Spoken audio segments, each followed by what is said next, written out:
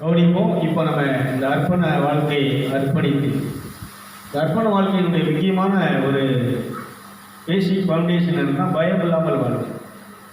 இப்போ நீங்களாம் என்ன நீங்கள் இப்படி நாங்கள் சொல்கிற மாதிரி கேட்கலாம், நாங்களாம் வரமாட்டோம் அப்படின்னு சொல்லலாம். சந்தோஷம். கடவுள் என்ன செய்கிறார்?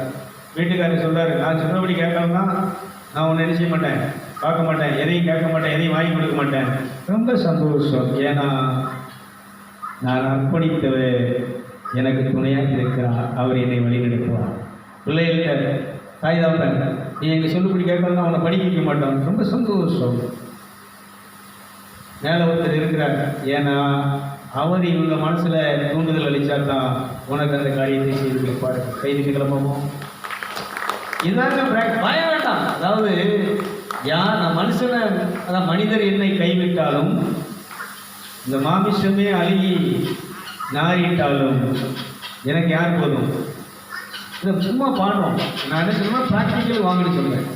அந்த கோழியை பற்றி வாங்க நல்லா நீ கவனிங்க. ப்ராக்டிக்கல் இப்படி வந்துட்டீங்கன்னா, அதாவது ரட்சிக்கப்பட்ட வாழ்க்கை, நீங்கள் ஜீவனோடு இருக்கிறீங்கன்னா பயம் இருக்கக்கூடாது, கவலை இருக்கக்கூடாது, கோபம் இருக்கக்கூடாது, அவங்க பொறாமை இருக்கக்கூடாது, வெறுப்பு இருக்கக்கூடாது, எரிச்சல் இருக்கக்கூடாது, குடி இருக்கக்கூடாது, வெறி இருக்கக்கூடாது, மதம், இந்த மதத்தில் மதம் இருக்கக்கூடாது. மதமும் நமக்கு கிடையாது, ஜாதியும் கிடையாது. ஏன்னா இந்த உள்ள இருக்கக்கூடிய உயிர் எல்லோருக்குள்ளே ஒரே ஒரு உயிர் தான். கைது பார்ப்போம். முதல் மனுஷன் ஆண்டவர் ஊதின அந்த உயிர் தான், கடவுளுடைய அந்த உயிர் தான் எல்லா மனுஷனுக்குள்ளேயும் இருக்கு. அது ஆண்டவருடைய உபதேசத்தை கேட்டு அதுபடி வாழ்கிறவங்களுக்குள்ள ஜீவனோடு இருக்கு. மனம் திரும்பாமல் இந்த மாதிரி கண்ட கோயிலுக்கு போகிறது, சாமி கும்பிடுறது, மற்ற மனுஷன் உண்டாக்குன கடவுளை என்ன வழிபடுறது. இங்கே பூராமே மனுஷன் உண்டாக்குனது. இந்த சிலைகள் பூரா யார் உண்டாக்குனது சொல்லுங்களேன். நான் பைபிள் என்ன சொல்றது?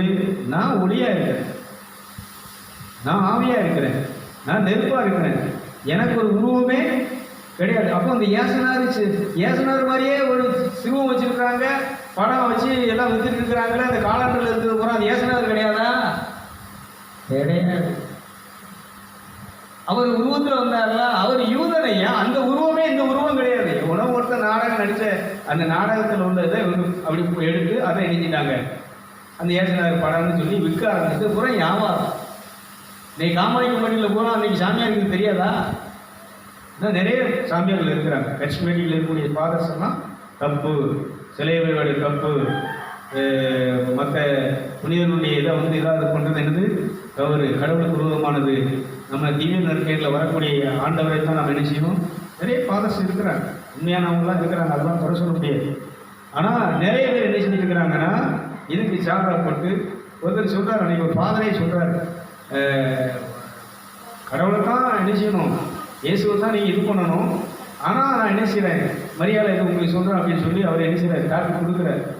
சரி, அது போட்டோம், நமக்கு அதெல்லாம் பிரச்சனை இல்லை. நம்ம கண்டுபிடிக்க வேணும்னா நம்ம அறிவு தெளிந்து ஒரே ஒரு விஷயம், நான் பாவத்திலிருந்து விடுதலை பெறுவதற்கு, ரட்சிக்கப்படுகிறதற்கு இந்த அந்தோனியாரோ, இந்த மாதாவோ, இந்த சூசேப்பரோ, இந்த ஜார்ஜியாரோ, இவங்க யாரும் என்ன செய்யல ரத்தம், நான் ரத்த சாட்சி. ஆனால் பாவம் யாருடைய ரத்தத்தினால மன்னிக்கப்படும், யாருடைய ரத்தம் நம்மளை நீதிமானாக்கும், யார் கடவுளுக்கு முன்பாக நம்ம நிறுத்த முடியும்னா இந்த இயேசு ஒருவரால், இயேசு ஒருவருடைய ரத்தத்தால் மட்டும்தான் முடியும். ஒரு அலையிலே சொல்லுங்களேன், நல்ல சத்தமாக சொல்லுங்களேன். அதனால் நான் புனிதர்கள் அதை சொல்கிறேன், அவங்க நிலைக்கு நம்ம வாழலை, அவங்க நிலைக்கு நம்ம என்ன செய்யலை, இன்னும் நம்ம ஊழியர்களும் செய்யலை. அதெல்லாம் அவங்கெல்லாம் அவ்வளோ மதிப்புக்குரியவங்க. அவங்களெல்லாம் நம்ம என்ன பேசுகிறதுக்கு என்ன கிடையாது, தகுதி கிடையாது.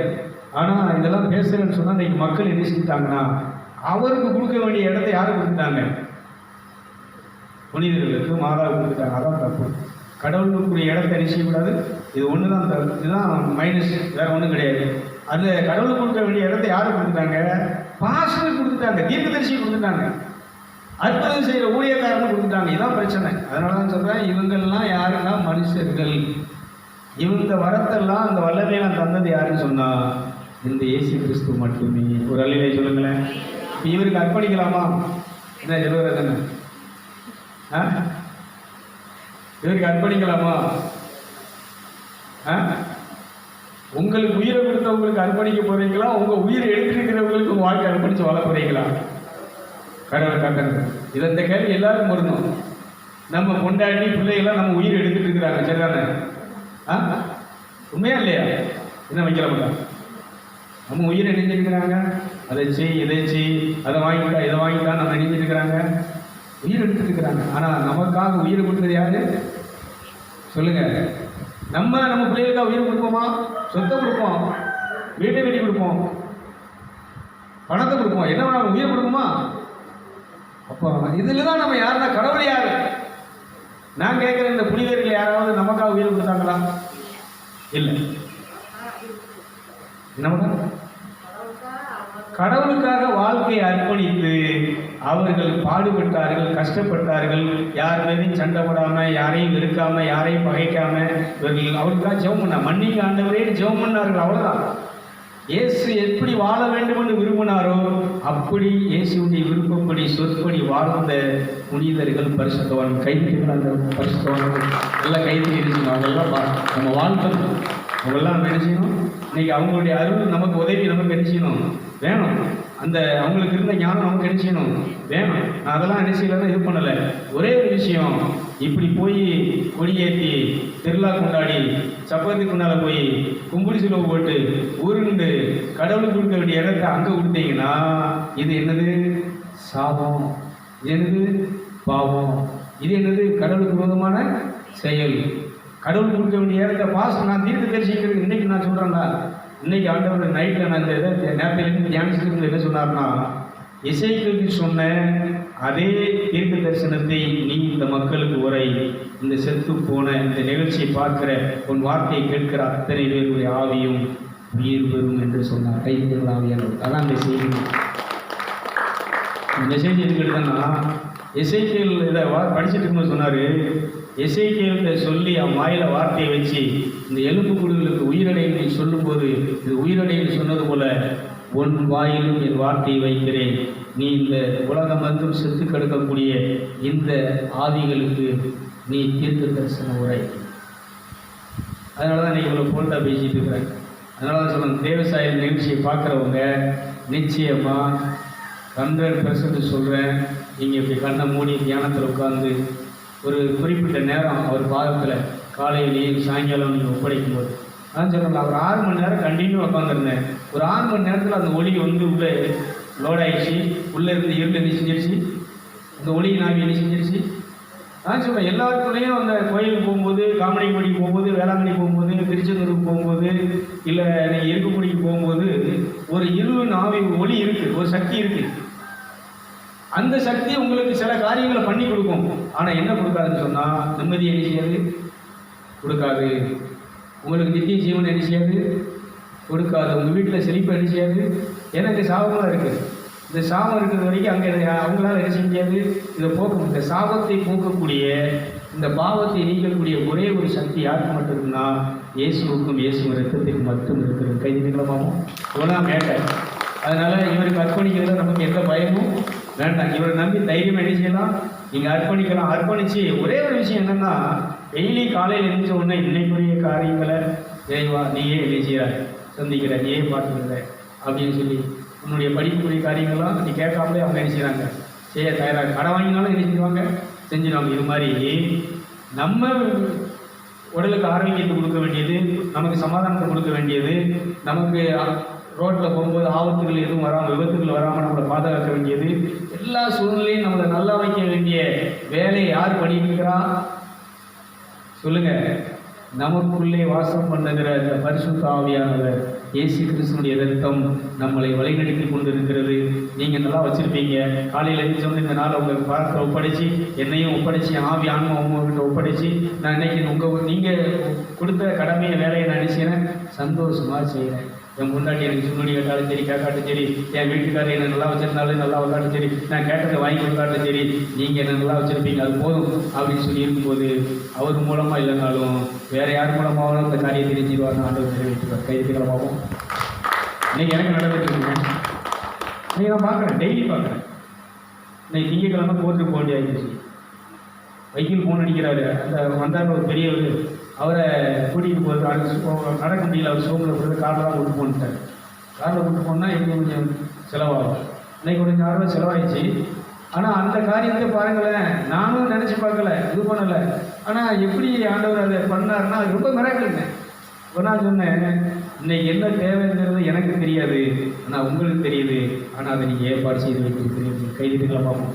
இதே மாதிரி டெய்லி ஆனால் சொன்னேன், எத்தனை 1000 இருந்தாலும் சரி, எத்தனை லட்சமாக இருந்தாலும் சரி, அதை யார் சந்திப்பானா? யார் சந்திப்பா?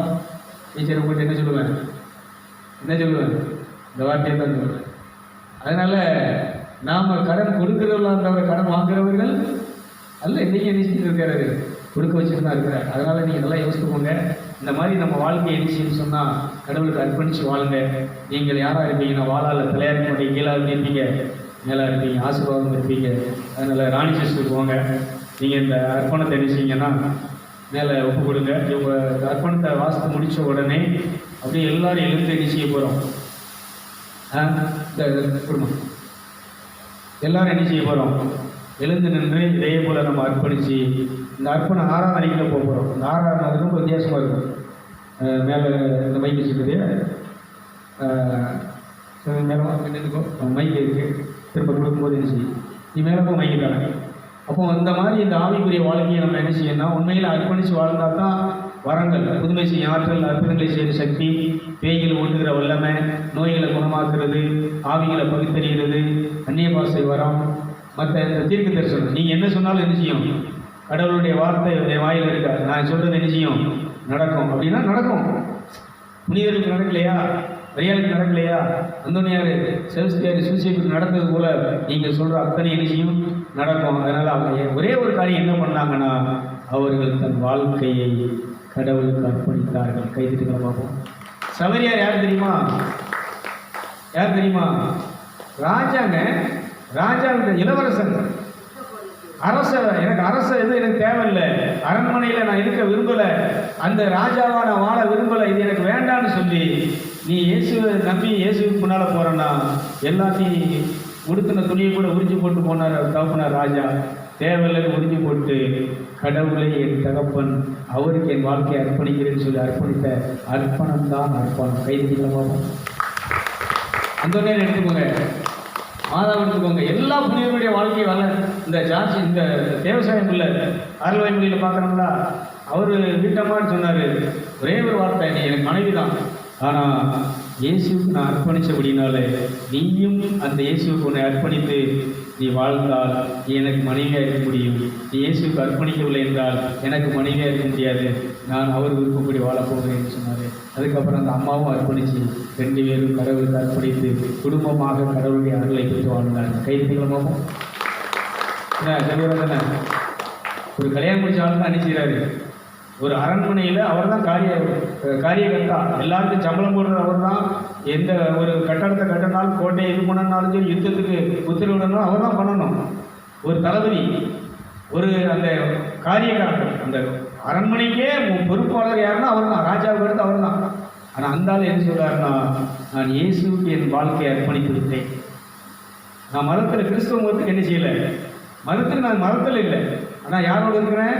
கடவுளுக்கு அர்ப்பணித்து அந்த இயேசுவோடு இருக்கிறேன், அந்த இயேசு என்னோடு இருக்கிறாங்க தான் அர்ப்பண வாழ்க்கை. கைதிகளை பார்ப்போம், நல்லா கரெக்ட் விளங்குதா விளங்கலையா? அதனால இந்த அர்ப்பணிக்கிறதுல என்ன வரக்கூடாது, டவுட் என்ன செய்யக்கூடாது, வரக்கூடாது. இதான் அர்ப்பணித்து வாழ்கிற வாழ்க்கை. இப்போ அந்த அர்ப்பணத்தை நினைச்சுவாங்கன்னா மேலே வாசிப்பாங்க, இது அப்படியே கொஞ்சம் மைண்டில் ஏற்றுங்க. இதே போல் நீங்களும் என்ன செய்யுங்க, இந்த வழிபாட்டை நான் உங்களுக்கு திரும்ப இது பண்ணுவேன். நீங்களும் அர்ப்பணித்து இப்போ நம்ம ஆராதனைக்குள்ள அபிஷேகத்தில் போக போகிறோம். இந்த மைக்கு மேலே அப்படி நில்லு.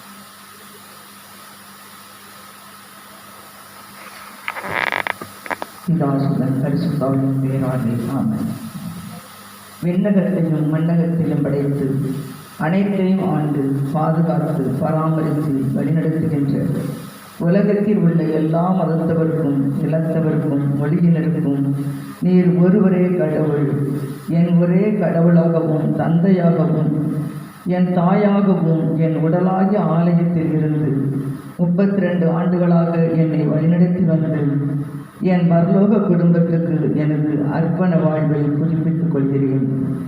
ஏசாயா 43:1 சொன்னபடி அஞ்சாதே, நான் உன்னை மீட்டுக் கொண்டேன், உன்னை பெயர் சொல்லி அழைத்தேன், நீ எனக்குரியவள் என்று சொல்லி என்னை ரட்சித்து என்னை அபிஷேகித்து வரங்களாலும் கனிகளாலும் என்னை அலங்கரித்து உம் பாதத்தில் அமர்ந்து உம்மை தரிசித்து உம்மை தொழுது கொள்ளவும் உம் விருப்பப்படி உமக்கு ஊழியம் செய்யவும்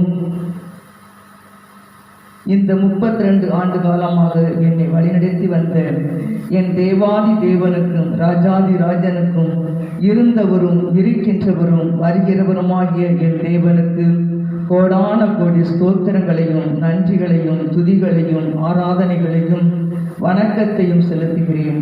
உம் இரத்தத்தால் கழுவப்பட்டு நீதிமானாக்கப்பட்டு பரிசுத்தமாக்கப்பட்டு ஜீவ ஆத்மாகிய நான் பரமாத்மாகிய உம்மோடு உறவாடவும் சஞ்சரிக்கவும் உம் பாதத்தை பணிந்து உம்மை தொழுது கொள்ளவும் இயேசுவை போல பரிசுத்த ஆவியினாலும் வல்லமையினாலும் நிரப்பப்பட்டு நீர் என்னோடு இருந்து பிசாசில் அகப்பட்ட யாவரையும் விடுதலை செய்து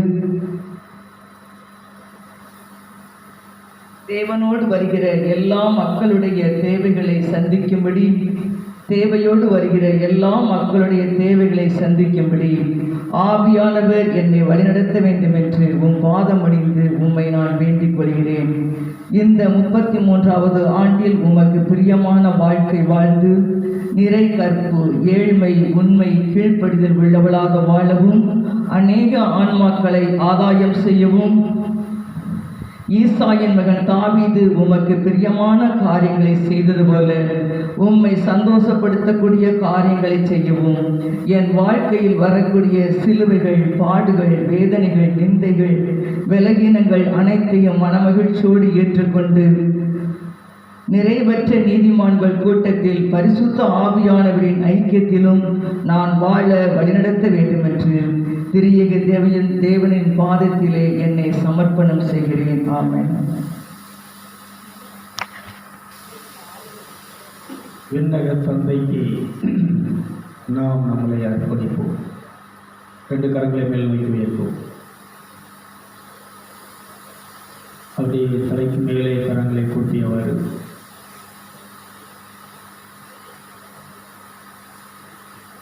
படைத்தவரை சிந்தையிலே நிறுத்துவோம். இயேசுவை நமக்காக இரத்தம் சிந்திய ஜீவனை தந்த நமக்கு ஜீவனை கொடுக்க தன் ஜீவனையே கொடுத்த அந்த இயேசுவை சிந்தையிலே நிறுத்துவோம்.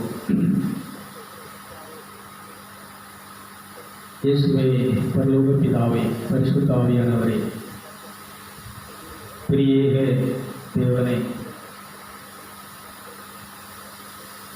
உங்களுக்கு எங்கள் வாழ்க்கை ஒப்படைக்கிறேன். ஆவி ஆன்மா உடல் நீங்கள் தந்த பிள்ளைகள் குடும்பம் மனைவி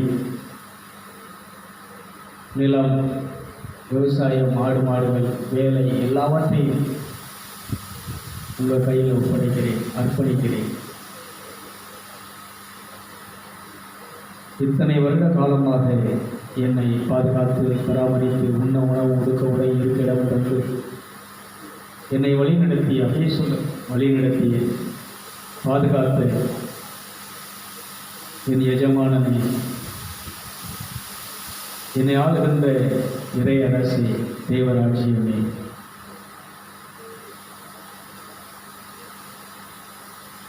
உங்கள் மீது என் கண்களை பதிய வைக்கிறேன். இனி எஞ்சியிருக்கக்கூடிய நாட்களையும் காலங்களையும் உங்கள் பொறுப்பில் ஒப்படைக்கிறேன், உங்கள் கரத்தில் ஒப்படைக்கிறேன். இந்த ஓநாய்கள் மத்தியில் செத்து போன பிணங்களாக வாழ்ந்து கொண்டிருக்கக்கூடிய மனிதர்கள் மத்தியிலே நான் வாழ்ந்து கொண்டிருக்கிறேன். அசுத்த உதடுகள் உள்ள அசுத்தமான காரியங்களை பேசுகிற செய்கிற சிந்திக்கின்ற மனிதர்கள் மத்தியிலே வாழ்கிற நான் தூய்மையானவனாக பரிசுத்தமானவனாக உமக்கு சித்தமானவனாக உமக்கு விருப்பமானவனாக வாழ்கிறதற்கு எங்கள் வாழ்க்கையை அர்ப்பணிக்கிறோம் அப்பா. இனி நாங்கள் எல்லா சூழ்நிலையிலும் எல்லா கஷ்டங்களிலும் எல்லா வேதனையிலும் எல்லா ஆசீர்வாதமான நேரத்திலும் உம்மை நாங்கள் எங்கள் வாழ்க்கையிலே முன்னிறுத்தி உமக்கு முதலிடத்தை கொடுத்து உமது விருப்பப்படி உம்முடைய சித்தப்படி உடைய வார்த்தைப்படி வாழ்கிறதற்கு சக்தி தாரும், கேளுங்கள் பலனை தாரும். எங்களுடைய பலத்தால் அல்ல, மாமிசத்தினுடைய பலத்தால் அல்ல, ஆற்றலாலும் அல்ல, சக்தியாலும் அல்ல, நம்முடைய ஆவியினாலே ஆகும். அந்த இசைக்கியல் தீர்க்கதரிசிக்கு சொன்னீரே, இந்த எலும்பு கூடுதல் உயிரடையும்படி தீர்க்க தரிசன உரை என்று சொல்லி, இதுபோல எனக்கும் உங்களுடைய வார்த்தைகள் இப்போது தீர்க்க தரிசனமாகும். உங்களுடைய ஜீவன், உங்களுடைய ஆவி எனக்குள்ளே வாசம் செய்து என்னை வழிநடத்தபடி இந்த வார்த்தையை நீர் நினைச்சு எனக்குள்ளே அனுப்பும். கேளுங்கள். அந்த ஜீவனுள்ள வார்த்தை என்னை வழிநடத்தட்டும். அந்த சத்தியமான வார்த்தை என்னை வழிநடத்தட்டும். சத்தியத்தை அறிவீர்கள், சத்தியம் உங்களை விடுதலையாக்கும் என்று சொன்னேன். டெய்லி உங்கள் சத்தியம் என்னை வழிநடத்தட்டும்பா. உங்களுடைய சத்தியத்தில் என்னை வழிநடத்தும். பலனை தாரும், பலனை தாரும். என் வாழ்க்கையை நான் இப்பொழுது உங்களுக்கு ஒப்படைத்து விட்டேன். என் ஆவி, ஆன்மா, உடல் அனைத்தையும் உங்களுக்கு அர்ப்பணித்து விட்டேன். என் குடும்பத்தை உமக்கு அர்ப்பணித்து விட்டேன். என்னுடைய பிள்ளைகளை உமக்கு அர்ப்பணித்து விட்டேன். என்னுடைய விலையினங்களை, என்னுடைய தவறான செயல்களை, பாவங்களை எல்லாம் இதோ நான் உங்களுடைய பலிபீடத்திலே, கல்வாரியின் பலிபீடத்திலே ஒப்படைக்கிறேன் என்று சொல்லி ஒப்படைத்து அப்படியே அந்த இயேசுவின் மீது கற்களை பதிய வைப்போமா?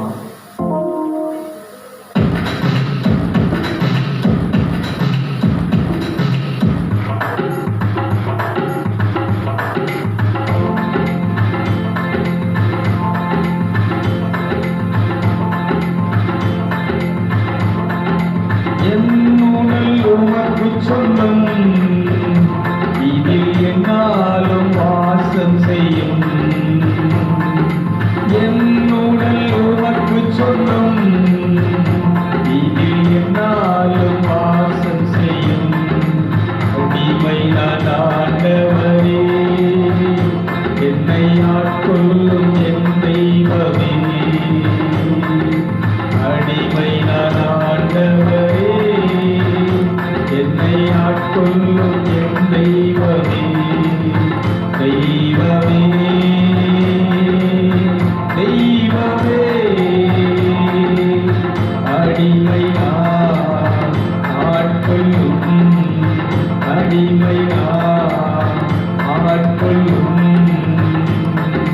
வாழ்வது நான் அல்ல, என்னில் இயேசுவே வாழ்கின்றார்.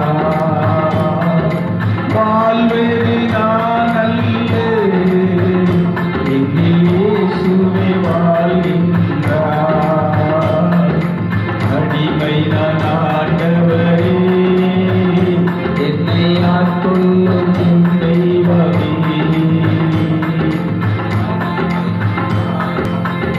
முள்முடி எனக்காக, அதெல்லாம் எனக்காக. முள்முடி எனக்காக, வெறுத்தமெல்லாம் எனக்காக. அடிமை நான் ஆண்டவரே, என்னை ஆட்கொள்ளும் என் தெய்வமே. அடிமை நான் ஆண்டவரே. எல்லாரும் கூடுவோம், எல்லாரும் நம்மளை அர்ப்பணிப்போம், நம்முடைய வாழ்க்கையை அர்ப்பணிப்போம். இந்த ஊழியத்தை அர்ப்பணிக்கிறோம் ஐயா. இந்த திருத்தலத்தை உங்களுக்கு அர்ப்பணிக்கிறேன். இங்க உள்ள ஊழியர்களை உங்கள் கரத்தை அர்ப்பணிக்கிறேன். வந்திருக்கிற குடும்பங்களை, உங்களுடைய பிள்ளைகளை உங்கள் கரத்தில் ஒப்படைக்கிறேன். தெய்வமே, நீர் இவர்களை ஆட்கொண்டு வழிநடத்தும். உம்முடைய ஜீவன், உம்முடைய உயிர் திரும்பவும் ஒவ்வொருவருக்குள்ளே. ஆமென். தேங்க்யூ. இப்போது ஆவியிலே, இப்போது எல்லாரும் ஆவியிலே நம்ம என்ன செய்வோம்? வாயில அல்ல, ஆவியிலே என்ன செய்வோம்? ஆவியிலே அர்ப்பணித்து ஆராதிப்போம். ஆவியிலே அர்ப்பணியுங்கள். ஆவியிலே என்னை ஒப்படைக்கிறேன், என் குடும்பத்தை ஒப்படைக்கிறேன், என் வாழ்க்கையை அர்ப்பணிக்கிறேன். என் ஆவி